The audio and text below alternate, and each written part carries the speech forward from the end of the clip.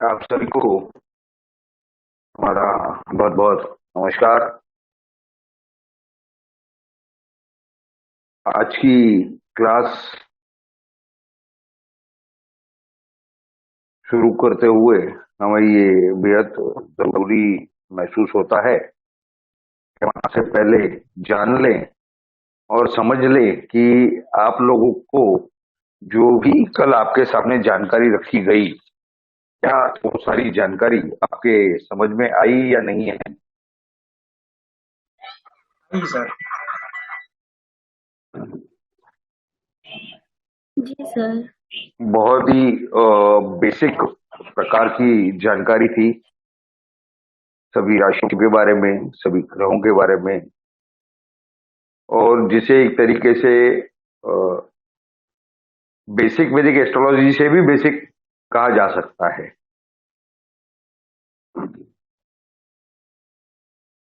तो कल के क्लास में जो भी जानकारी दी गई उसके बारे में किसी की कोई क्वेरीज, कोई प्रश्न नहीं है तो आगे बढ़ा जाए। ठीक है।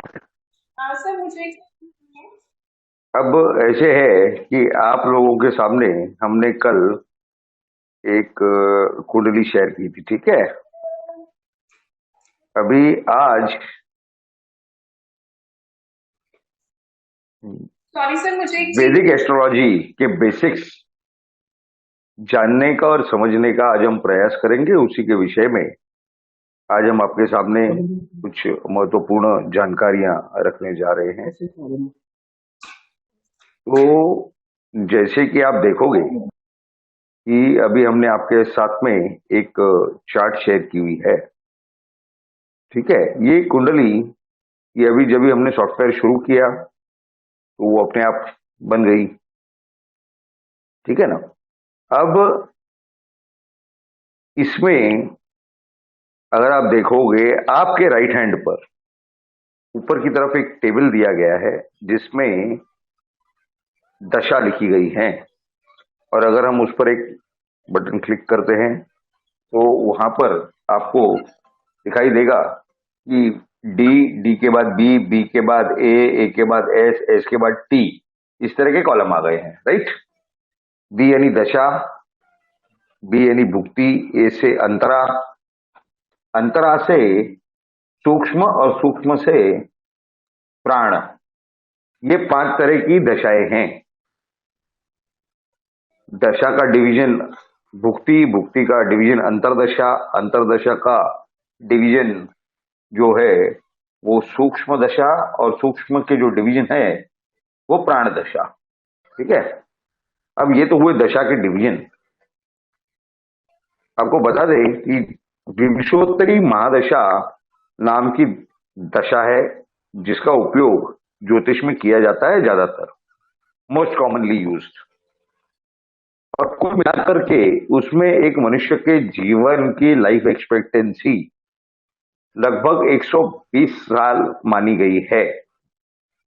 तो अगर आप कोई भी चार्ट उठा करके, यानी कोई सी का भी डेटा अगर आप सॉफ्टवेयर में फीड इन करोगे तो आपको वो उस व्यक्ति के लगभग 120 साल के आसपास तक की डेटा देता है। अब ये किस तरह से तय होता है कि उसके जन्म के समय कौन से ग्रह की दशा हो, तो उस पर हम बाद में आएंगे। पहले हम ये चर्चा करेंगे कि 120 साल किस तरह से होती है। तो इन 120 सालों को विभिन्न हिस्सों में बांटा गया है। केतु की महादशा 7 साल की होती है। केतु के बाद शुक्र की महादशा आती है। आप लोग चाहे तो आप लिख सकते हैं। केतु के बाद शुक्र की महादशा आती है विनस की, which goes on for 20 years, 20 सालों के लिए। उसके बाद में सूर्य की यानी रवि की महादशा आती है जो 6 सालों तक चलती है, 6 ईयर्स, सन दशा यानी महादशा।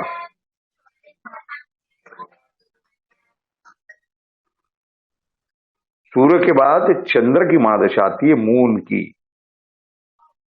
Which goes on for 10 years, 10 सालों तक चलती है।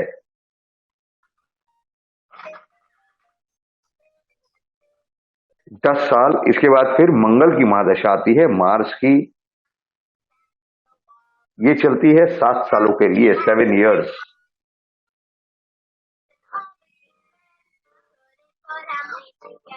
किसी का माइक शुरू है और वहां से कुछ डिस्टर्बिंग आवाजें आ रही हैं, कृपया इसको म्यूट कर लें। तो मार्स की यानी मंगल की महादशा 7 साल की होती है, 7 years की। उसके बाद में राहु की महादशा आती है। Rahu goes on for 18 years, 18 सालों की महादशा होती है।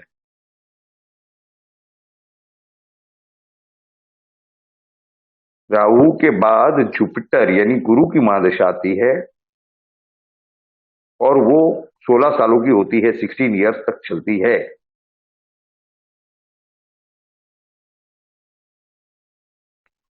जुपिटर के बाद सैटर्न की महादशा आती है, शनि की, जो 19 साल यानी 19 years तक चलती है।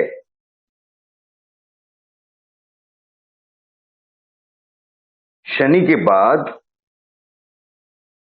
बुध की महादशा आती है, मर्क्यूरी, मर्क्यूरी महादशा, जो 17 साल यानी 17 years तक चलती है।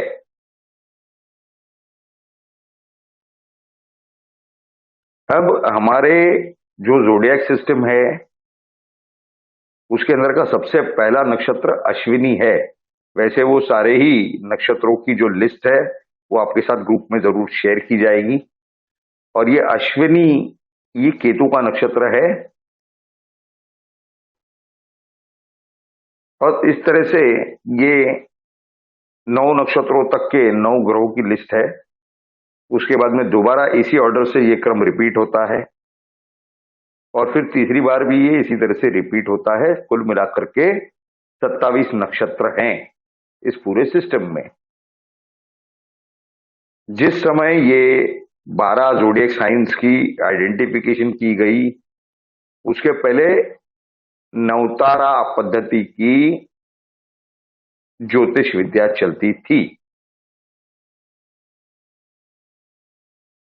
नवतारा पद्धति के बारे में हम किस तरह से उसे केपी के साथ अलाइन करते हैं, ये तो हम अपने मास्टर्स कोर्स में आपको जानकारी जरूर देंगे, right? Sorry, sir, I have a question. Yes Sir, how are these years calculated, sir? You said K2 7, Venus 20 years. We are coming to that, we are coming to that, we are coming to that, we are coming to that. तो ये नवतारा पद्धति ये जोडिएक system के पहले ये चला करती थी। अब अगर आप पुराने ग्रंथ, पुराने शास्त्र उठा करके देखोगे तो वो आपको उसमें से जानकारी प्राप्त होगी कि किस तरह से ये ईयर्स डिसाइड किए गए। How are the years decided? That suns period rules, यानी सन की जो महादशा है या सूर्य की जो महादशा है वो 10 साल है, सूर्य की 6 साल है। तो ये उसको एक स्पेसिफिक अलॉटमेंट किया गया और ये उनके प्रॉपर ऑब्जर्वेशन थे। ये आपको जो हमारे ओल्ड हैं, जो संस्कृत में हैं, जितने शास्त्र हैं, पुराण हैं, वेद हैं, उस सबके अंदर हर जगह पर कहीं ना कुछ डेटा शेयर किया गया है और उसी आधार पर ये ज्योतिष में ये सब डिसीजन लिए गए हैं। Not only on the basis of that data, बल्कि ये सारे अनुभवों को कंपाइल करके और उस आधार पर ये डिसाइड किया गया है।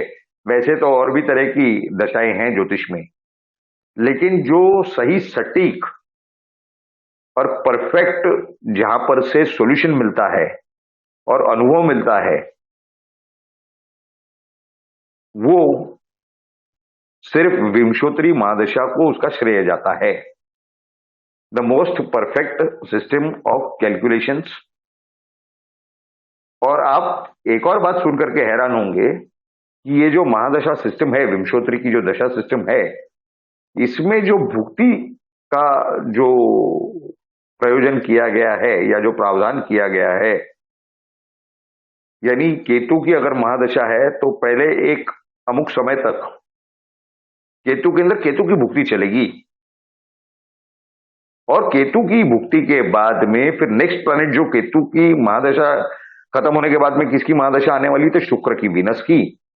तो केतु की महादशा में केतु की भुक्ति के बाद वीनस की यानी शुक्र की भुक्ति चलेगी। अब उसके अंदर उसका जो प्रमाण है, उसका जो रेशियो है, कितने दिनों तक चलेगी या कितने महीनों तक चलेगी, वो रेशियो अगर आप देखोगे तो बिल्कुल उसी तरह से है जिस तरह से इस महादशा का पीरियड डिसाइड किया गया है। यानी अगर 120 सालों में से 7 साल केतु की महादशा है तो 7 सालों में केतु की भुक्ति कितनी होनी चाहिए, उस तरह से निकाला गया है। अगर आप ये देखोगे कि वीनस जो कि 1/6 एक छठवां हिस्सा 120 साल का कवर करता है, शुक्र की 120 साल की महादशा है, तो उसी तरह से आप केतु के अगर साल निकालोगे कि केतु के 7 साल की महादशा है, 7 ईयर्स की है, तो उसका अगर आप 1/6 निकालोगे, जितने दिन जितने महीने होते हैं उतने ही दिनों की आपको शुक्र की यानी वीनस की महादशा केतु के माफ कीजिए, शुक्र की भुक्ति, वीनस भुक्ति आपको केतु के अंदर दिखाई देगी। तो ये एक जो रेशियो है, ये परमानेंट सिस्टम है विंशोत्तरी महादशा का। ये चाहे केतु हो चाहे शुक्र की महादशा हो। तो अब अगर आप शुक्र की महादशा में देखोगे तो सूर्य की भुक्ति आपको कितना दिन दिखाई देगी, कितने समय के लिए, 120 में से जितने दिन सूर्य को दिए गए, जितने साल दिए गए हैं, 6 साल दिए गए हैं, अगर आप वो रेशियो कैलकुलेट करोगे तो सेम रेशियो आप प्राप्त करोगे कि 20 साल में से सेम रेशियो सूर्य की भुक्ति को दिया गया है। और इसी मेथड से, इसी रेशियो के हिसाब से जो अंतरा है उसे भी कैलकुलेट किया गया है। यानी there is no scope left for confusion. अगर आपके सामने विंशोत्तरी महादशा का टेबल नहीं भी हो तो खुद भी आप सिंपल मैथमेटिक्स करके आप उसे कैलकुलेट कर सकते हो।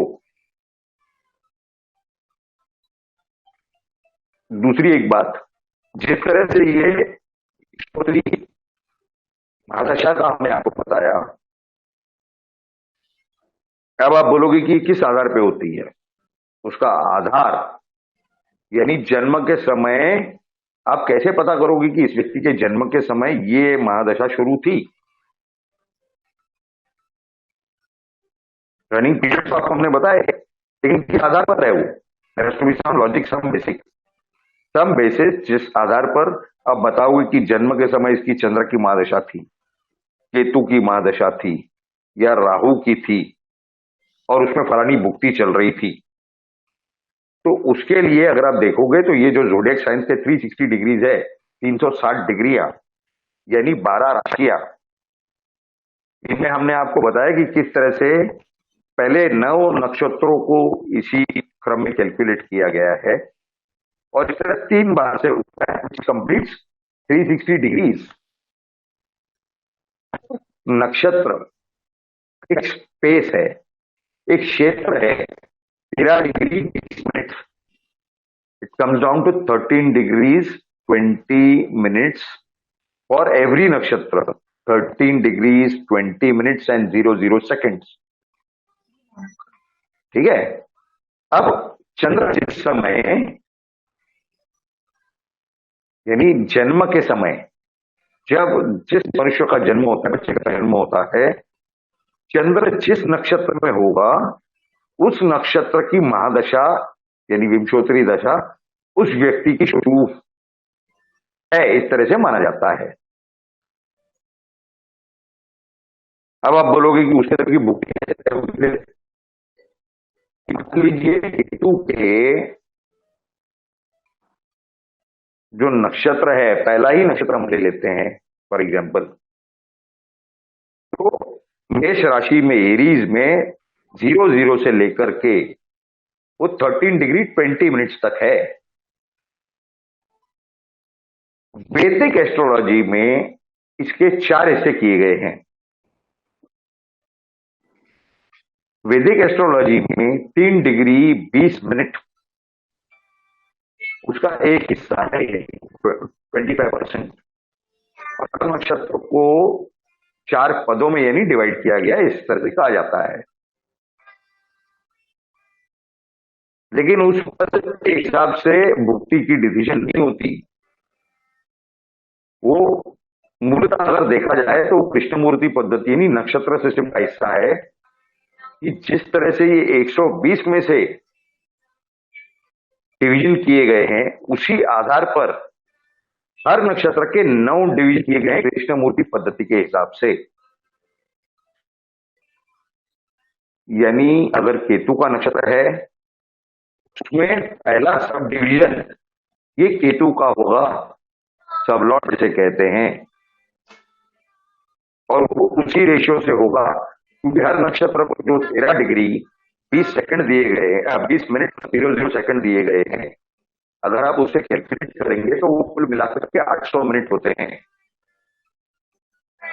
13 डिग्रीज इंटू 60 प्लस 20, ये 800 मिनट होते हैं। तो जब आप ये निकालेंगे कि 120 वर्षों में अगर केतु की महादशा 7 साल है, राइट, तो 800 में यानी 800 मिनट में केतु का क्या हिसाब होता है, तो उतने मिनट और उतने सेकंड आपको मिलेंगे, यानी उतने डिग्री छोड़ करके आप अगले सबलॉट को लगाओगे, अगला क्षेत्र। यानी वो टेबल ऑफ हाउसेज जो है वो भी हम आपके साथ ग्रुप में शेयर करेंगे ताकि आपको उसे स्टडी करके ये बात समझ में आ सके। हालांकि हमने ये सिर्फ आधार बताया है कि किस आधार पर ये सब डिविजन्स किए गए हैं। ये थोड़ी सी केपी की जानकारी थी सब डिविजन्स के बारे में। हम फिर घूम करके आते हैं अपने बेसिक वैदिक एस्ट्रोलॉजी की तरफ। अगर आप इस चार्ट को देखोगे जो आपके सामने अभी लगाई गई है, तो इसमें आपको ध्यान में आएगा कि चंद्र जो है वो कौन से राशि में आपको दिखाई दे रहा है ऊपर राशि चार्ट में।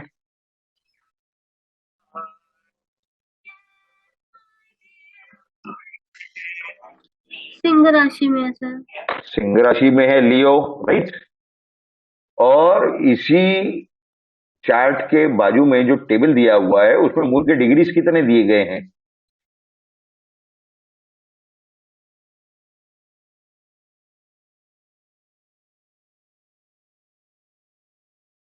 चंद्र के डिग्रीज कितने दिए गए हैं? 24 degree, 24 degree 16 minutes and 15 second, right. तो अगर किसी का माइक खुल रहा है उसमें से थोड़ी डिस्टर्बेंस आ रही है, प्लीज आप सबको म्यूट करवा दीजिए, आप कर दीजिए। Yes yes yes yes yes,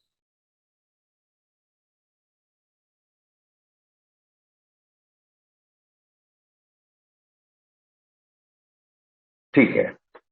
अभी अगर आप देखेंगे तो मून के 24 डिग्रीज 16 मिनट्स और 15 सेकेंड्स हैं, राइट। अब इस हालत के अंदर अब देखोगे कि स्टार लॉर्ड यानी नक्षत्र लॉर्ड किसे लिखा गया है, वीनस को, शुक्र को। अब आप सोचेंगे कि अश्विनी नक्षत्र पहला नक्षत्र शुक्र था एरीज साइड में, तो यहां कैसे शुक्र का नक्षत्र आ गया। तो जो 9 प्लैनेट्स हैं वो पहले 4 डिग्रीज में खत्म हो चुके। उसके बाद जो अगले 9 नक्षत्र शुरू हुए हैं लियो से यानी सिंह राशि से शुरू हुए हैं, और उसमें ये जो शुक्र का नक्षत्र आया हुआ है that is the second time it has come.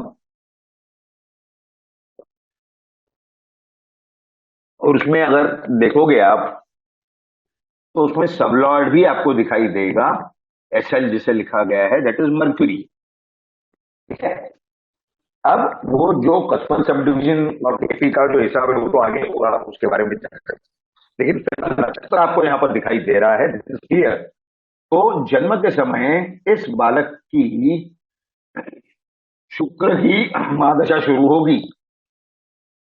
और अगर आप यहां देखोगे जहां पर महादशा विंशोत्तरी दशा ऊपर लिखा हुआ है, तो वहां पर आपको दिखाई देगा कि शुक्र की महादशा 10 अक्टूबर 2026 तक शुरू है, ठीक है। अब आप सोचोगे कि शुक्र की महादशा तो 20 साल बताई गई थी, ये तो अब आगे 2.5 साल ही है, बच गई है, राइट। तो एक आप नोट कीजिए, जब हमने आपको ये भी बताया था कि 13 डिग्री 20 सेकंड तक एक नक्षत्र का क्षेत्र होता है, उसमें से अगर पहले 13 डिग्री जो केतु का नक्षत्र वो तो लैप्स हो चुका, तभी तो चंद्र जो है शुक्र में आया। अब अगर 13 डिग्री यानी 13 डिग्री 20 सेकंड 20 मिनट को आप शुक्र के 13 डिग्री 20 सेकंड जोड़ोगे तो ये होता है 26:40। 26:40 में से 24:10 24:16 ये पार कर चुका है। तो बाकी जितना क्षेत्र बचा है उतनी ही दशा बाकी रहेगी, राइट। सबके समझ में आ रही है बात? Is everybody able to understand? Any queries? किसी के कोई सवाल? नहीं? सर पॉसिबल क्या आप इसको समझा सकते हैं बोर्ड पर, क्योंकि मेरे को थोड़ा नहीं समझ आ रहा। देखिए, it is a very simple arithmetic. Leo के 00 डिग्री से केतु का नक्षत्र शुरू होता है, right, and it will go on till Leo के यानी सिंह राशि के ही 13 डिग्री 20 मिनट तक, right, that is up till 13:20 and thereafter Venus नक्षत्र स्टार्ट्स। वीनस के नक्षत्र का क्षेत्र शुरू होता है, यानी सिंह राशि के 13 डिग्री 20 सेकंड के बाद से चंद्र ने शुक्र का नक्षत्र यानी वीनस का नक्षत्र जितना पार कर दिया है, that is the time of lapsed दशा। उतनी दशा इस व्यक्ति की खत्म हो चुकी है ऐसा गिना जाता है। शुक्र का जितना डिग्रीज और मिनट्स बाकी है उतना ही यहां पर विंशोत्तरी दशा के टेबल में बता रहा है। अगर आप देखोगे 2640 में से 2416 अगर आप माइनस करोगे तो कितना होता है, तो आपको उससे एग्जैक्ट आइडिया मिल जाएगा कि किस तरह से ये सॉफ्टवेयर हमारा कैलकुलेट कर रहा है। क्योंकि पहले तो हम ये सारी कैलकुलेशंस बाय हैंड किया करते थे, अभी तो ये केवल आपको समझाने के लिए, आपके नॉलेज के लिए हम बता रहे हैं, वरना ये कैलकुलेशंस आपको करने की बिल्कुल ही जरूरत नहीं है। अगर आप प्रैक्टिकली अगर आप पेन और पेपर लेके बैठे हैं और उसमें अगर आप 26 डिग्रीज 40 मिनट्स और 00 सेकंड्स में से 24 डिग्रीज 16 मिनट्स और 15 सेकंड्स अगर आप सब्ट्रैक्ट करेंगे तो आपको वहां पर क्लियर कट दिखाई देगा कि 2 डिग्रीज 23 मिनट यानी 23 मिनट्स और 45 सेकंड्स लैप्स होना बाकी हैं शुक्र के, वीनस के, और उतने पीरियड का ये महादशा बैलेंस एट बर्थ।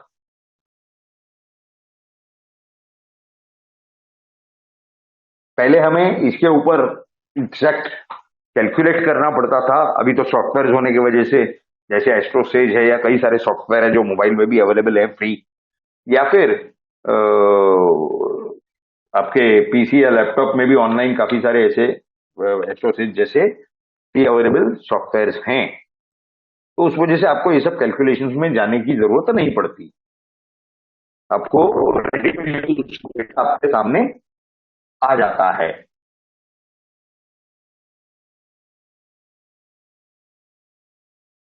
तो इस तरीके से ये शुक्र की महादशा अभी इस केस में है। अभी हमें ये देखना है कि इसके प्रेडिक्टिव साइड पे हमें चलना है, ठीक है ना। प्रेडिक्टिव साइड यानी क्या, कि शुक्र की महादशा है तो किस तरह से नतीजे देगी, किस तरह से रिजल्ट देगी, राइट। आप यानी किस तरह से बता पाओगे कि वीनस के इस दशा में क्या रिजल्ट्स एक्सपेक्ट किए जा सकते हैं।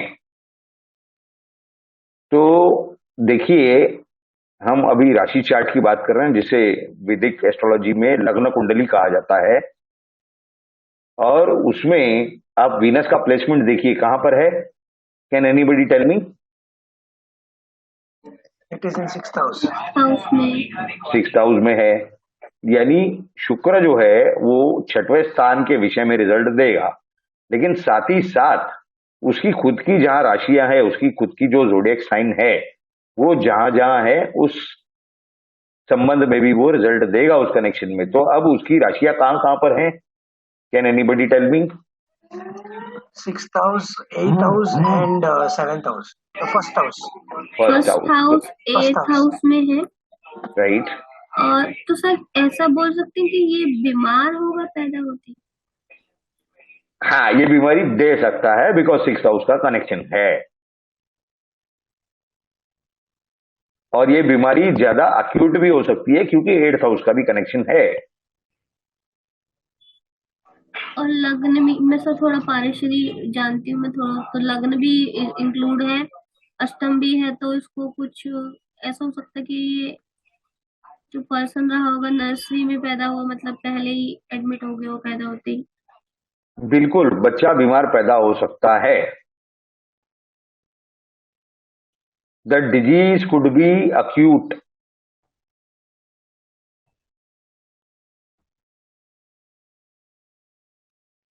राइट।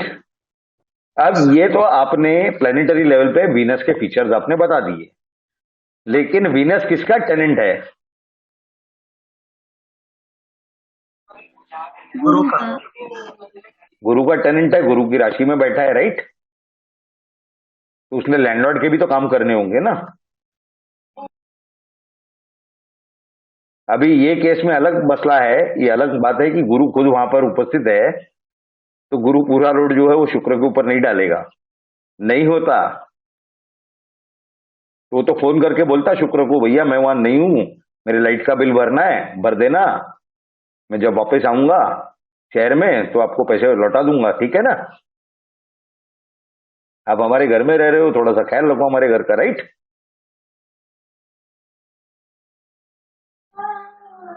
तो अब गुरु की राशियां कहां कहां पर हैं? 3rd house and 6th house. 3rd house and 6th house. तो यानी वीनस अभी 3rd हाउस और 6th हाउस के भी रिजल्ट देगा, करेक्ट। तो द एंटायर कॉम्बिनेशन, जो पूरा कॉम्बिनेशन है वो 1 3 6 8 है। So this baby will have the courage to fight this disease or health. Can have, अभी इस पर भी हम आएंगे, इस पर भी आएंगे। देखिए वैदिक एस्ट्रोलॉजी में ऐसा माना गया है कि 3rd हाउस में अगर मैलेफिक प्लैनेट्स हों तो उस चीज को अच्छा माना गया है। अब अच्छा क्यों माना गया है? तो देखिए एक सिंपल वजह है उसकी। जिस तरह से एक लोहे की मशीन अगर आपके घर में हो और वो पड़ी रहे और वो चले नहीं, या आपके ऑफिस में हो वो चले नहीं, तो क्या हो जाता है, उसे जंग लग जाता है, ठीक है। वो चलती रहेगी तो चलती रहेगी, उसके अंदर ऑयलिंग ब्रीदिंग आप करते रहोगे, वो चलती रहेगी। लेकिन यहां पर जब सॉफ्ट प्लैनेट्स या उनकी राशियां होती है, हालांकि आपको करेज देते हैं लेकिन ज्यादा करेज नहीं देते हैं, उससे ज्यादा करेज नहीं मिलता, ज्यादा स्ट्रगल आप नहीं कर पाते उससे, यू आर वेरी कंफर्टेबल। लेकिन जब वहां पर राहु, मंगल, शनि, केतु इस तरह के जब हार्श ग्रह बैठते हैं तो आपको एक्स्ट्रा ऑर्डिनरी करेज देते हैं, higher than normal, and that keeps you running, that keeps you active. कितनी भी खराब परिस्थिति आ जाए, लेकिन वो जो व्यक्ति है वो उसे फेस करने का साहस रखता है, करेज रखता है, just because the person has been active throughout. लेकिन इस तरह से राशि आने के बाद दिस पर्सन, इसके साहस में उस तरह का साहस नहीं होगा इस व्यक्ति को, वेरी ऑर्डिनरी और very subtle kind of courage, right. अब गुरु है, एक मेडिकल एंगल से आप सोच सकते हो कि चलो ठीक है, गुरु is what, Guru is treatment, medical treatment वगैरह, उस हिसाब से ठीक है वो। लेकिन अगर वहां कोई और ग्रह होता या शनि की राशि होती, राहु का ग्रह होता, मंगल का ग्रह होता, that would have been better in a way. The person would have been much more stronger enough to face the situation or the circumstances.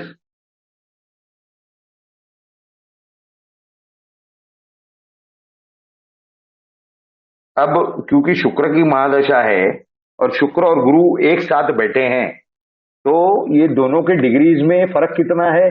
3 degrees पर गुरु है और शुक्र 24 डिग्रीज पर है, तो ये ज्यादा नजदीक नहीं है. अगर ये 12 डिग्री के अंदर होते तो उसे एक कंजंक्शन माना जा सकता था या मानना चाहिए. अगर 2-4 डिग्री का फर्क होता तो भी उसे कंजंक्शन ही कहा जाता है, लेकिन एक दूसरे के क्वालिटीज का एक्सचेंज होना ज्यादा रहता है. मान लीजिए आप किसी अपने दोस्त या सहेली के साथ अगर आप 5 दिन कहीं ट्रिप पर पे गए हो, तो वो 4 या 3 दिन की ट्रिप थी मान लीजिए, तो आपको उस व्यक्ति के गुण लगते हैं लेकिन कम लगते हैं. लेकिन अगर आप 10 दिन साथ में हो तो आदतें एक दूसरे की एक दूसरे को ज्यादा लगती है.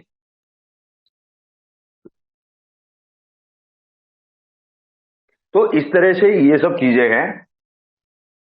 अभी अगर आप दूसरा कॉम्बिनेशन इस चार्ट में देखेंगे तो वो है सूर्य, बुध और शनि. तो सन इज एट 22 डिग्रीज, 22 डिग्री है.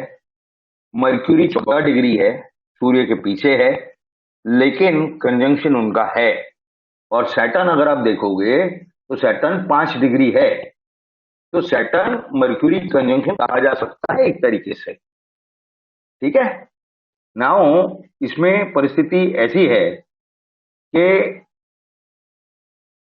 एक तरफ से सूर्य बुध का कंजंक्शन, दूसरी तरफ बुध शनि का कंजंक्शन है, लेकिन सूर्य शनि का कंजंक्शन नहीं है. ठीक है. आप सबको समझ में आ रही है बात? Yes, sir. And also on third house, there is Mars's 8th aspect. Mars's 8th aspect is also there on the third house for courage. on the third house, yes, वो है. मंगल का जो 8वीं दृष्टि है थर्ड हाउस पर, वो इस व्यक्ति को करेज प्रदान करती है. इस तरह का एक इंडिकेशन स्पष्ट रूप से मिल रहा है. लेकिन इसमें एक और बात है, अगर ये मंगल अच्छा होगा तो इस 8th हाउस के एस्पेक्ट के रिजल्ट अच्छे होंगे, क्योंकि मंगल खुद 8वें स्थान में है. अगर इस मंगल का इफेक्ट बुरा होगा तो उस 8वें स्थान के भी इफेक्ट बुरे हो सकते हैं. एक और बात अभी आपको हम बता दें, ये 3, 6, 8 यानी तीसरा घर, छठवां घर और 8वां घर, ये तीनों स्थानों पर मैलेफिक ग्रहों का प्रेजेंस, पोजीशनिंग ये अच्छी मानी गई है. और जो पहला घर, चौथा घर, 7वां घर और 10वां घर है, यानी 1, 4, 7 एंड 10 हाउसेस, इन्हें केंद्र स्थान कहा जाता है. और यहाँ पर प्लैनेट्स की पोजीशनिंग शुभ और अच्छी मानी गई है. इसके साथ में 5वां स्थान और 9वां स्थान, 5th house and 9th house, यहां पर भी मेलेफिक ग्रह ना बैठे तो अच्छा है, बेनिफिक ग्रह बैठे तो अच्छा माना गया है. ऑलराइट. सो इस तरह की ये So can you please परिस्थिति. repeat that, sir? Can you please repeat that? The first house, 4th house, 7th house and 10th house are known as Kendra Sthanas. And the 5th house and 9th house are known as Trikonas. और ये 6 के 6 घरों में benefic planets की positioning या presence अच्छी बनी गई है. शुभ ग्रहों की, जैसे सूर्य हो, गुरु हो, शुक्र हो, चंद्र हो.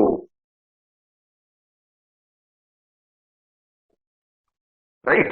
तो बाकी जो 4 ग्रह नेगेटिव माने जाते हैं, हर्ष माने जाते हैं, मेलेफिक माने जाते हैं, राहु, केतु, शनि और मंगल, ये तीसरे, छठवें और आठवें स्थान में अच्छे माने जाते हैं।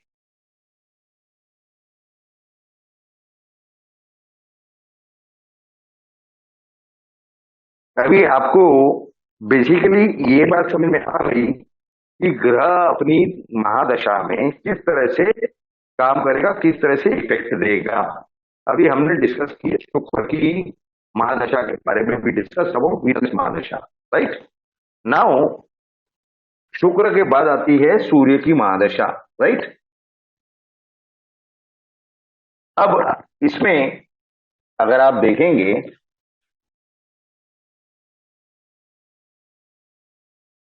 सूर्य जो है उसके क्या इफेक्ट आ सकते हैं। सूर्य कहां पर उपस्थित है, कौन से भाव में है, विच हाउस? पांचवें भाव में, पांचवें भाव में है राशि चार्ट में, राइट। और उसकी खुद की राशि कहां पर है? 11th हाउस में, 11वें भाव में। तो राइट, और उसकी दृष्टि भी वहां पर है, राइट। हाँ जी। तो ऐसे परिस्थिति में अगर सूर्य की जब महादशा शुरू होगी तो क्या इफेक्ट देगी with respect to 11th house, 11वें स्थान के रिस्पेक्ट के हिसाब से? सर उसे धन लाभ देगी, मतलब प्रॉफिट देगी उसको। ओके, धनलाभ तो नहीं कहा जा सकता, लेकिन गेन, फुलफिलमेंट ऑफ विशेष तो डेफिनेटली कहा जा सकता है। इनकम गेन आप कह सकते हो, ओके। राइट। धन का तो कनेक्शन सेकंड हाउस से आता है, राइट।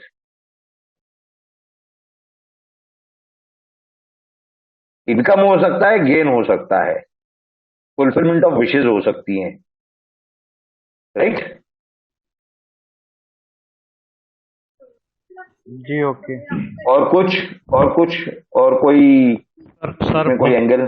सर भगदौड़ भी बढ़ेगा ना 11th हाउस से? 11th हाउस से भागदौड़ जो है ना सर, बहुत तो ये यानी आपका जो बहुत लेबर भी सर वो थर्ड हाउस, सर वो थर्ड हाउस से होता है भागदौड़। 11th हाउस पे भागदौड़ भी होगा सर? नहीं, थर्ड हाउस भागदौड़ के लिए होता है, और रूटीन एक्टिविटीज यानी जॉब पे जाना, जॉब पे आना, तो घर के बाहर जाना थर्ड हाउस हुआ, लेकिन जो आपके रूटीन है वो 6th हाउस से देखे जाते हैं, राइट। तो ये कौन से राशि का, कौन से ग्रह का टेनेंट है?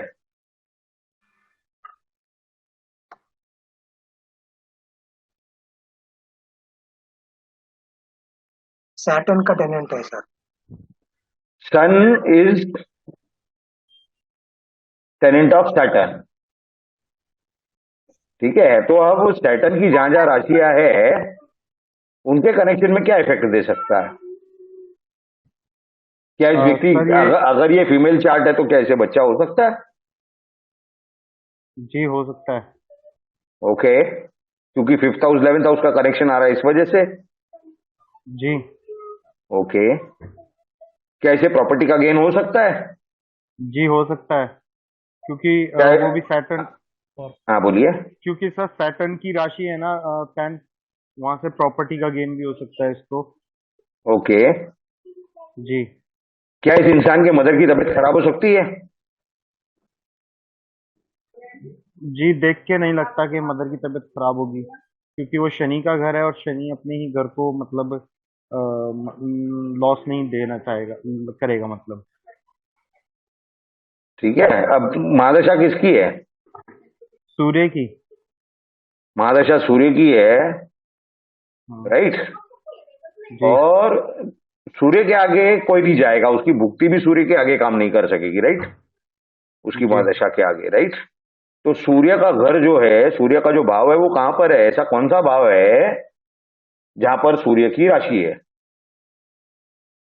वो तो 11वां भाव है सर। तो 11वां भाव ये चौथे भाव से 8वां हुआ ना? Okay okay okay. जी जी जी।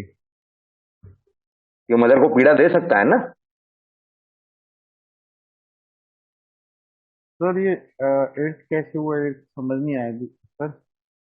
जैसे आपको पीड़ा जो होती है वो आपके 8th हाउस से होती है, आप में ट्रांसफॉर्मेशन आती है वो आपके 8th हाउस से आती है। आप एस्ट्रोलॉजी कर रहे हो, आपका कहीं ना कहीं 8th हाउस एक्टिव रहेगा, तो आप सर अगर अगर लॉयर हो, हम लॉ इसे की प्रैक्टिस कर रहे हो, तो 8th हाउस कहीं ना कहीं आपका एक्टिव रहेगा। अगर आप किसी भी फैक्ट्री में काम कर रहे हो या आपका ऑफिस किसी फैक्ट्री में है, आपके प्रोफेशन से कनेक्टेड, तो आपका 8th हाउस कहीं ना कहीं एक्टिव होगा। तो सर 8th हाउस तो हम एंटी क्लॉकवाइज गिनेंगे ना, तो वहां से तो एक ये जो फर्स्ट मतलब 7वां हाउस है, ये वाला 8th आएगा ना सर? आप 4th हाउस से 8th हाउस गिनिए। 4th हाउस से 8th हाउस, जी वो तो 8th ही आ रहा है। हाँ जी, 11th आ हाँ रहा जी सर 8th आ रहा है। 4th हाउस से 8th हाउस कौन सा भाव आ रहा है इस कुंडली का? है 11th sir. 11th। 11th। 11th आ रहा है ना? जी। तो मदर को प्रॉब्लम हो सकती है अगर सूर्य के इफेक्ट नेगेटिव होंगे तो। ओके। और वैसे भी सूर्य की और कोई राशि नहीं है, हम्म। तो सूर्य अगर 4th हाउस से 8th हाउस का इफेक्ट अगर पावरफुली देगा तो मदर को डेफिनेटली प्रॉब्लम होगी। Okay okay okay. Right? Sir, जी। one more prediction from my end. So yes. when the sun dasha starts, probably yes, this child's parents can also have some property. Definitely. They might have, because sun is in the 5th house and 11th house में mother है, so fulfillment of wishes, because Saturn the ruler of 4th house, land property का वो 5th में चला गया है, which is the gain. So maybe the parents will have some property once the sun dasha starts. There is one more indication given in over year. Landed properties जो हैं वो 8th house से दिखती हैं, एंड 8th हाउस में Mars is already present.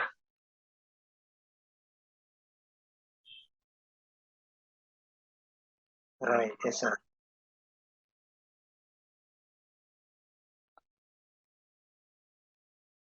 दूसरी बात, अगर आप इसके अंदर देखेंगे कि बुद्ध की जो पोजीशन है मर्क्यूरी की, it is in the 5th house, 5वें स्थान में है। और जब बुद्ध की महादशा चलेगी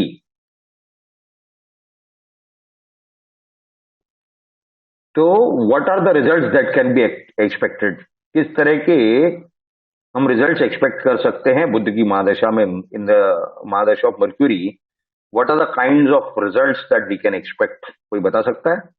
सर जैसे सन के थे वैसे ही मर्करी के होंगे, क्योंकि मर्करी भी अपनी 7th से इसको 11th हाउस को देख रहा है, तो वो बुध भी इसको गेन करवाएगा, और सेम मदर को भी इश्यूज हो सकते हैं इसमें भी।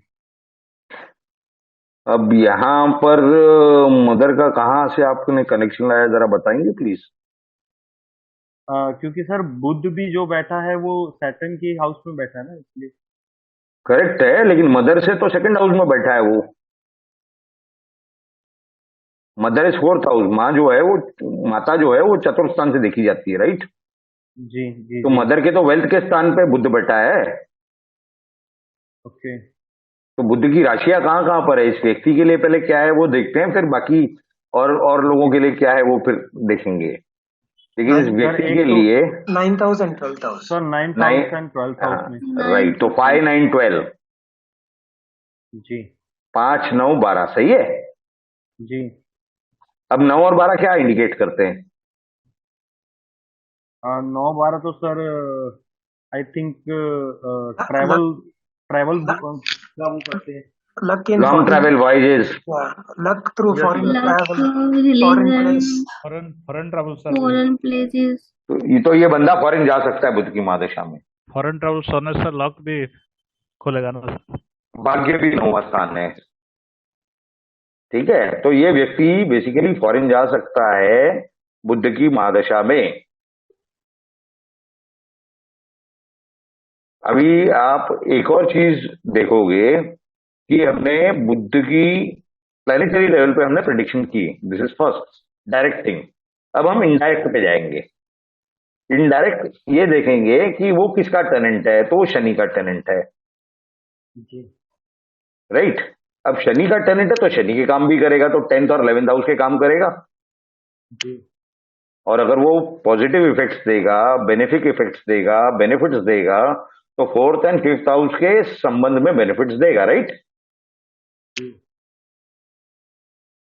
अब आपने एक चीज नोट करने जैसी है कि सैटर्न जो है वो एक केंद्र हाउस का और एक ट्राइन का राशि लॉर्ड ओनर है, right?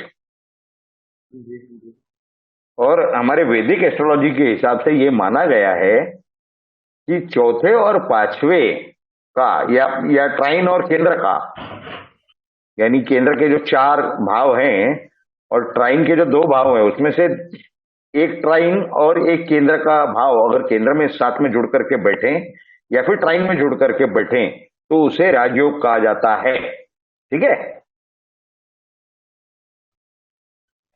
Yes, sir. He's a yoga karak. Yes sir. Yoga कारक। अब ये जो योगा कारक ग्रह है अगर शनि इस कुंडली के लिए, यानी इस व्यक्ति के लिए, राइट,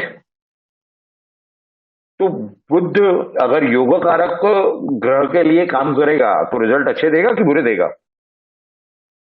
अच्छा देगा। अच्छा, अच्छे देगा, यस। फोर्थ और फिफ्थ हाउस के रिलेशन के संबंध में, यानी with respect to fourth and fifth house, Budh के अच्छे रिजल्ट मिल सकते हैं।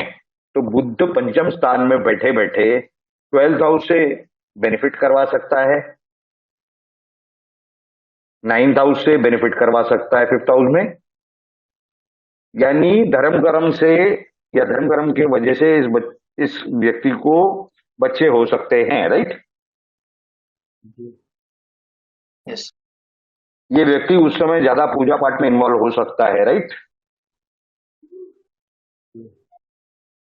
ये व्यक्ति का कहीं ना कहीं मर्क्यूरीज बिजनेस, राइट, बुध यानी व्यवसाय, बिजनेस है, तो इस व्यक्ति का कहीं ना कहीं बिजनेस में इंपोर्ट एक्सपोर्ट का ये बिजनेस कर सकता है,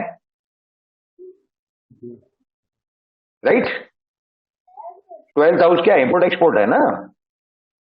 Yes, sir.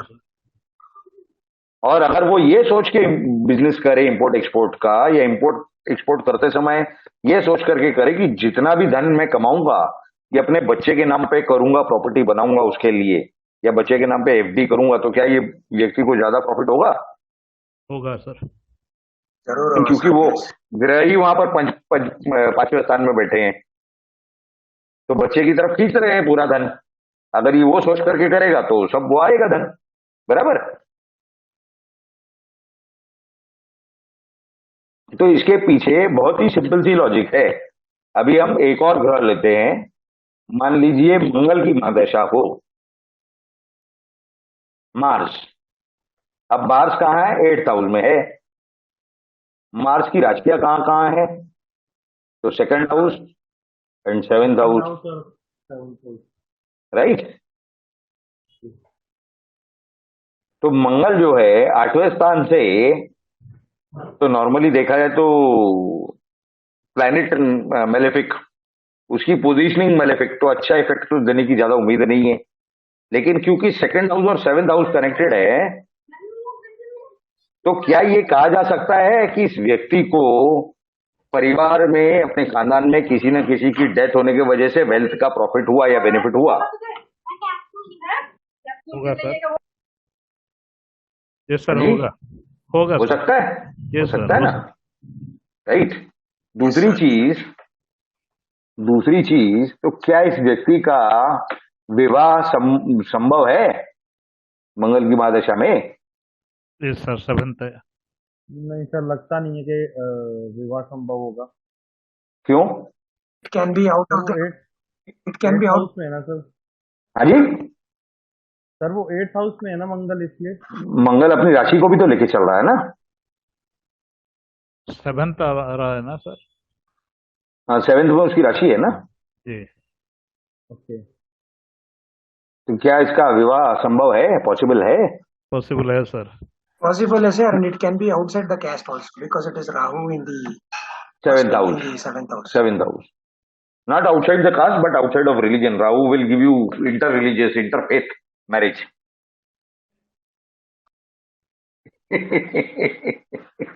इंटरकास्ट तो फिर भी अपने रिलीजन में आ जाता है, sir, it is 8th house, beyond the caste. sir, जी, 8th house is also astrology, sir. 8th house is astrology, 8th house is He- law. Also, sir, he can earn through astrology, sir, practicing यह astrology. Yes, if Eighth, 8th house is connected with 11th and second. yes, sir. 8th house is occult sciences, गूढ़ विद्याएं। He can also earn. 8th house is insurance, किसी के मृत्यु से कोई insurance का अगर nominee को गेन होता है तो वो नॉमिनी का 8th हाउस एक्टिवेट होगा, तब होता है। If somebody is working in the insurance sector तो 6, 8, 10 का कहीं ना कहीं कनेक्शन होगा।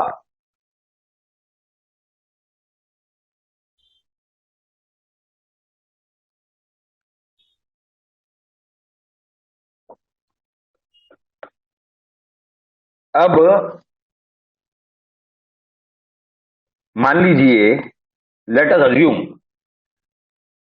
कि सैटर्न की महादशा इस चार्ट के व्यक्ति की चलती है। What are the result that we can expect?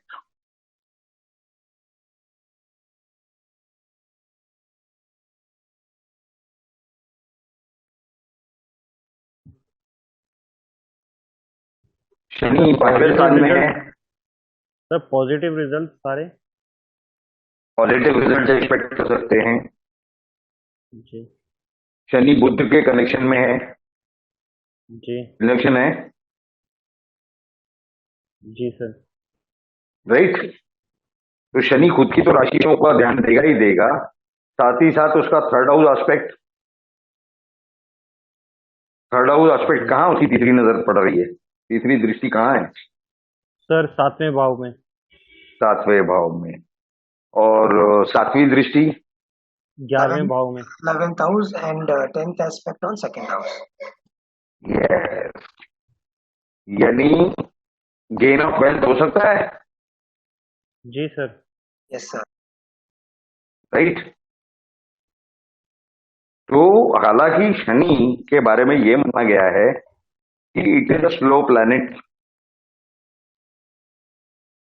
Slow planet है, रिजल्ट्स डिले करवाता है, लेकिन जिसके लिए बेनिफिक है उसके अगर वो रिजल्ट डिले भी करवाए लेकिन उसका ग्राउंड इतना मजबूत कर देगा फाउंडेशन कि उसे बड़े गेन्स होंगे आगे जाकर के, right? Because Saturn is a huge planet.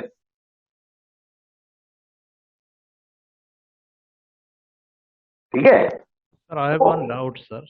या tell me. Sir, Saturn's aspects are always harmful, it is said.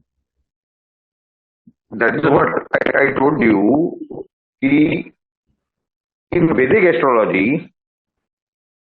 Saturn जब योग कारक ग्रह है,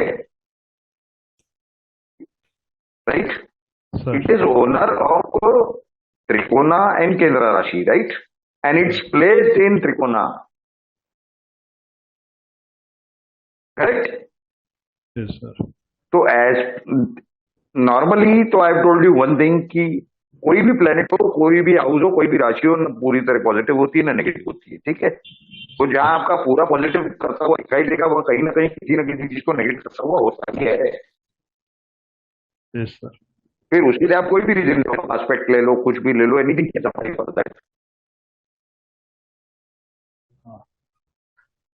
right? But as far as Vedic astrology goes, we'll go into more accuracy. We'll very soon go into that. As far as Vedic astrology goes, Saturn is owner of Kendra and Trikona. तो वो हिसाब से उसने positive result देने हैं, ये वहां की मान्यता है। अभी हम ये जो पढ़ रहे हैं ये बेस है केपी एस्ट्रोलॉजी के लिए, उसके बाद में हम ज्यादा एक्यूरेसी में जाएंगे। अब one more thing I will tell you, and this is very specific. You take any राशि, अभी यहां पर केंद्र स्थान में तुला राशि है, ठीक है, Libra, will come to Libra. But assuming की फर्स्ट हाउस में एरीज राशि है, मेष राशि है, तो उसके लिए हर्डल यानी बाधक स्थान 11th हाउस माना गया है। You can please note that for Aries sign, मेष राशि के लिए बाधक स्थान। अब आप बोलोगे बाधक स्थान क्या है, तो बाधक स्थान इज ऑब्स्टेकल्स, जहां से ऑब्स्टेकल्स क्रिएट होंगे, रेज होंगे। और इस वृषभ राशि पर 9th हाउस राशि जो वहां से पड़ेगी वो बाधक स्थान होगी, और उसका राशि लॉर्ड बाधक प्लेनेट होगा। थर्ड राशि जेमिनी यानी मिथुन राशि, उसके लिए 7th हाउस, 7वां स्थान, वो बादकेश होगा। And this will repeat. चौथी राशि कर्क के लिए फिर 11वां, 5वीं राशि सिंह राशि लियो के लिए फिर 9वां, फिर 6वीं राशि कन्या राशि वृषभों के लिए फिर 7वां। इस तरह से ये 11, 9, 7 का सर्कल रिपीट होगा। अब यहां पर तुला राशि है, क्या आप में से कोई बता सकता है कि इसका बाधक स्थान कौन सा है?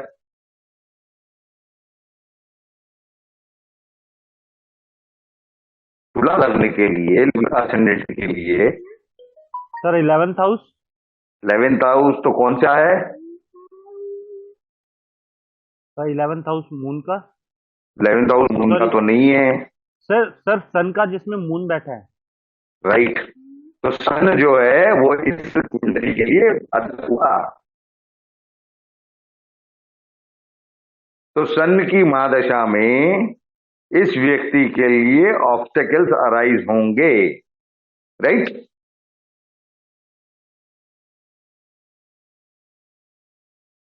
Sir, for Taurus Lagna, sir, I have a question here. For Taurus Lagna, Yeah. Saturn Yeah. is Lord of both 9th and 10th house, which is a Yoga Karak. Again, It is for a Yoga Taurus, Karak. and also it is also Badak because it is 9th Lord. Yes. Yes. So that person can achieve things after a lot of obstacles. See, we are not going into Saturn's placement now. Let's not go into that. But when Saturn, wherever it may be placed in the horoscope, if it is strengthening the 9th house, अगर 9वें स्थान को बल दे रहा है तो वो बाधक qualities को बल दे रहा है। अगर वो 10th हाउस को बल दे रहा है तो प्रोफेशन और करियर को बल दे रहा है। अगर वो 8वें स्थान को बल दे रहा है तो वो बाधक क्वालिटीज का विरोध कर रहा है, बाधक क्वालिटीज को नेगेट कर रहा है,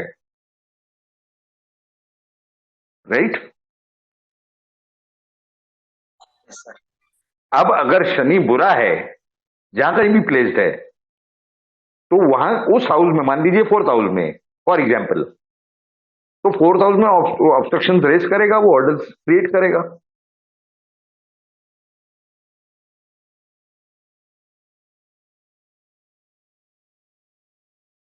So there is one thing about Vedic astrology is we are trying to learn everything step by step. और इसमें यह समझ में आ रहा है कि वैदिक एस्ट्रोलॉजी में कहीं ना कहीं कॉन्ट्राडिक्शंस हैं। जैसे फॉर टॉरस असेंडेंट वृषभ लग्न के लिए केंद्र और त्रिकोण राशि का स्वामी शनि है, लेकिन क्योंकि वो त्रिकोण राशि का है 9th हाउस, तो वो बाधक भी होता है। अब क्या उसे योग कारक माना जाए या बाधक माना जाए, तो उसमें किस तरह से डिस्क्रिशन के बजाय हमारा 6th सेंस यूज करना पड़ेगा रादर, ये जज करने के लिए कि किस तरह के रिजल्ट्स देगा या दे सकता है।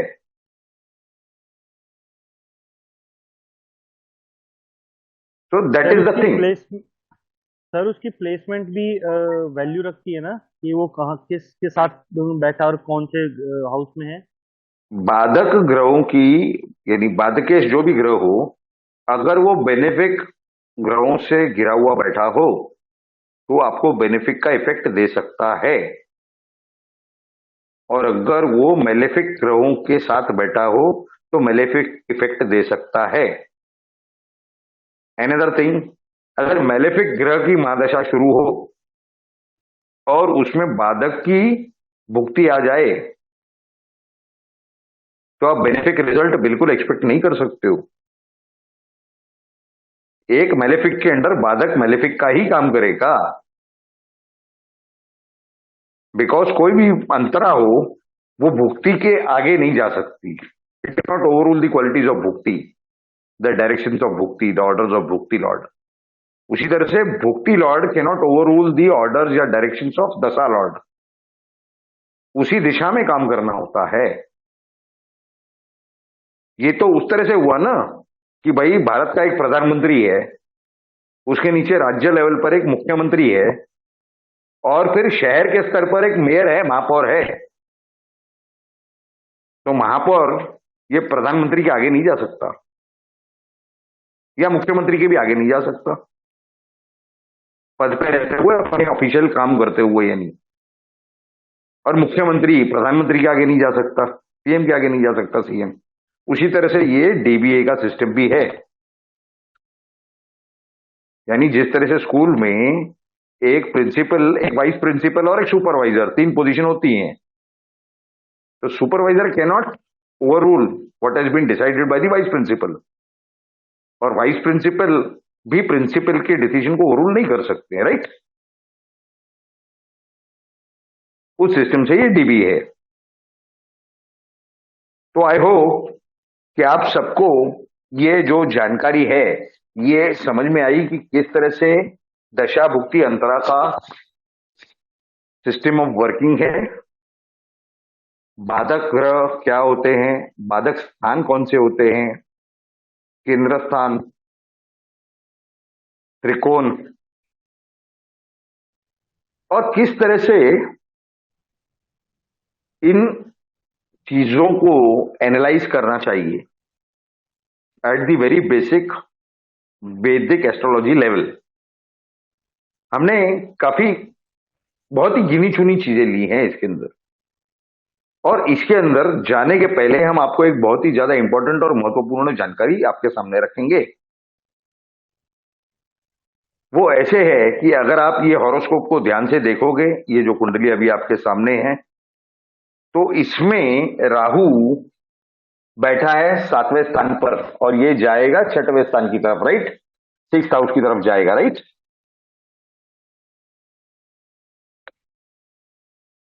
अब अगर ये 6th हाउस की तरफ जाएगा तो केतु भी वहां 12th हाउस की तरफ जाएगा,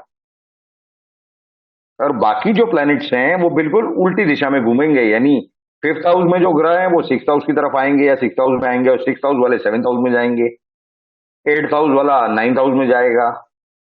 चंद्र जो है वो 11वें स्थान में है, 11th हाउस में, वो 12th हाउस में जाएगा। लेकिन राहु और केतु बिल्कुल उल्टा जाएंगे, 12वें स्थान से 11वें में और 7वें स्थान से 6वें में।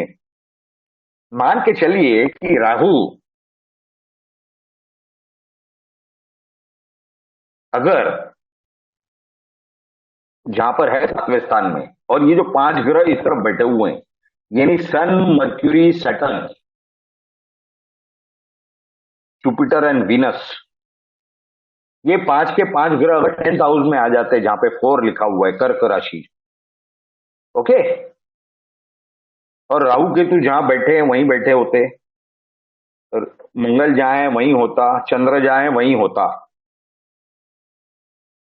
ठीक है। और राहु जब आगे चले तो राहु के आगे कोई ग्रह नहीं हो केतु के सिवा, तो क्या इसे काल सर्प दोष कहा जाता है? सर कहा जा सकता है अगर सारे ग्रह राहु और केतु के बीच में हो और कोई भी ग्रह डिग्री वाइज भी बाहर ना निकल रहा हो। 100% राइट। इसके लिए हमने आपको एकदम परफेक्ट जानकारी या सवाल आपसे ये किया कि राहु के आगे, यानी राहु जिस तरफ आगे जाने वाला है उस तरफ अगर कोई भी ग्रह उसके आगे ना हो, सिर्फ केतु हो डायरेक्ट, यानी राहु उनको निकल चुका है। राहु इज माउथ, राहु क्या है, मुंह है सांप का, राइट। और केतु पूंछ है, राइट। राहु के आगे सिर्फ केतु बचा हो डिग्री वाइज निकलने के लिए। तब तो सर काल सर्प दोष है। लेकिन But sir, here आज the आजकल planets will be between Ketu and Rahu, not between Rahu and Ketu. So will there be a difference in that? Definitely, There is no difference, sir. see, when Rahu is proceeding towards the sixth house, the body of the snake is from the sixth house, from the seventh house towards the first house, right? Rahu is head, Rahu जो है वो मुंह है सांप का, मुंह के बाद शरीर आता है और वो शरीर खत्म होता है केतु पे। तो राहु के आगे जब कोई ग्रह नहीं होगा एक्सेप्ट केतु डिग्री वाइज, तब सब ग्रह ये निकल चुके हैं, it has followed all the planets, right. तो जब तक ये केतु से बाहर नहीं निकलेंगे तब तक ये बंधन में बंधे हुए हैं, दैट इज काल सर्प दोष। और आजकल क्या होता है कि ग्रह सारे के सारे इस तरफ हो या उस तरफ हो, उन्हें कह दिया जाता है, दे आर टोल्ड कि आपको काल सर्प दोष है, आप त्र्यंबकेश्वर जाइए नासिक में, आप पूजा करा लीजिए। और यही वो पूरा कैच है। तो आपने इस काल सर्प दोष को देखने के समय, एनालाइज करने के समय, या कोई आपके पास भूले भटके आ जाए कि भाई आप चेक कीजिए, हमें बताया गया है त्र्यंबकेश्वर जाइए, ये पूजा कराइए, 75,000 50,000 का खर्चा है, तो हम जाएं कि नहीं जाएं कि नहीं, आप देख के बताइए। तो आपने किस तरह से देखना है, उसका जो मास्टर थंब रूल है वो हमने आपको बता दिया है कि राहु जिस दिशा में जाने वाला है, the direction in which Rahu is going to go, उसके आगे कोई भी ग्रह नहीं हो डिग्री वाइज एक्सेप्ट केतु, तो काल सर्प दोष है। अगर एक भी ग्रह राहु के आगे हो, एक भी, इवन ए सिंगल 15 सेकंड भी आगे हो, क्योंकि राशि चार्ट में तो नहीं मालूम पड़ता, आपको डिग्रीज देखनी पड़ती है। राशि चार्ट में तो इतना ही लगेगा कि एक ही हाउस में है। अब जब डिग्री चेक करोगे आपको मालूम पड़ेगा कि 15 सेकंड आगे है, या 3 मिनट आगे है, या 2 डिग्री आगे है। तो आप डिसाइड कर लोगे कि भाई एक ग्रह बाहर है। लेकिन जब आप ये देखोगे कि कोई ग्रह नहीं है, राहु की डिग्री से लेके केतु की डिग्री तक, राहु के निकलने के लिए कोई ग्रह बचा ही नहीं है, तो काल सर्प दोष है। ओके।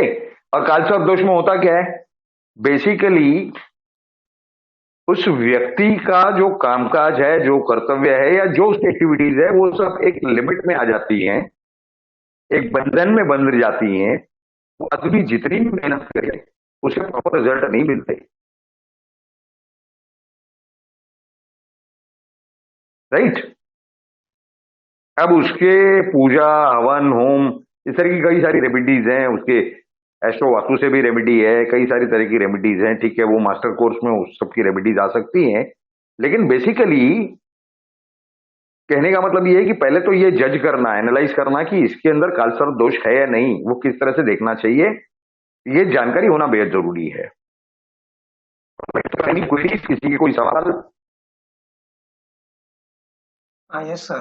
Supposing राहु के आगे सब कुछ प्लैनेट्स है, तो वो दोष हाँ, होता है या योग होता है? दोष तो हो ही राहु नहीं जिस सकता ना। राहु के आगे अगर सब प्लैनेट हो, मतलब राहु जिस डायरेक्शन में जाने वाला है वहां पर अगर प्लैनेट्स हैं तो दोष हो ही नहीं सकता। because all the planets are between Rahu and Ketu. Rahu is going towards all the planets. So So no problem.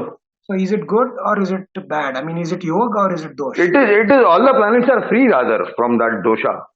Okay.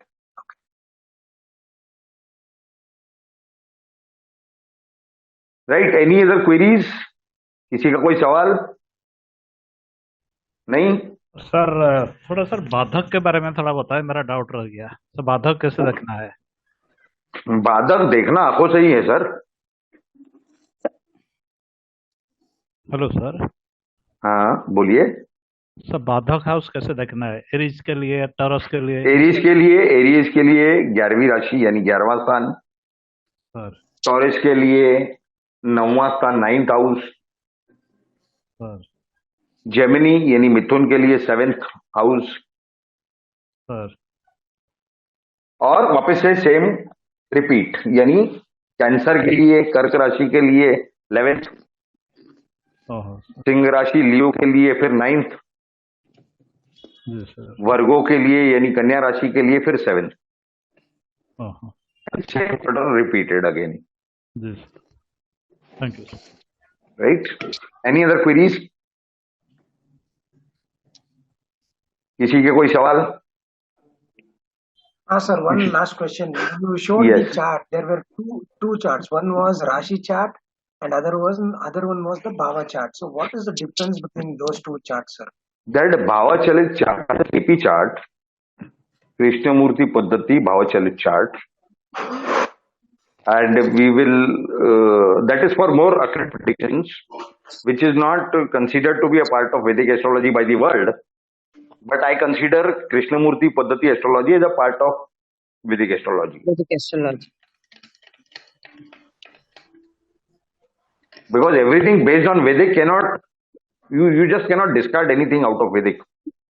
जिसका बेस ही वैदिक है, जिसमें वही टर्म्स यूज किए जा रहे हैं, मंगल, शनि, बुध, जो वैदिक से नाम दिए हुए हैं, और आप बोलोगे कि ये कुछ और है, बिल्कुल नहीं है। ये तो बीच में जो हमारा डेटा मिसिंग हो गया, कुछ लोगों ने जला दिया, फिर उसको रिडिस्कवर करके पुट इन प्लेस किया गया है, और वो एफर्ट्स डेफिनेटली हमारे ग्रेट गुरु कृष्णमूर्ति जी के हैं। With due respect to him, the name shall continue forever, but it shall also continue to be a part of the great treasures of our Indian heritage. And by virtue of his efforts, Honorable Krishnamurti sir has also become a part, an inseparable part of our Indian heritage.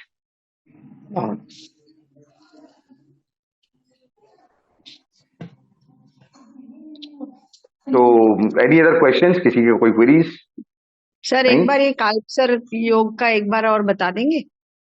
आपको video भेज देंगे, चलेगा? ठीक है sir, हाँ क्योंकि चलेगा sir. समय हो चुका है मेरे ख्याल से, ठीक है। 1 घंटे से ज्यादा, 1.25 घंटा होने आया है, तो आपको वीडियो का लिंक मिल जाएगा। ठीक है और सर।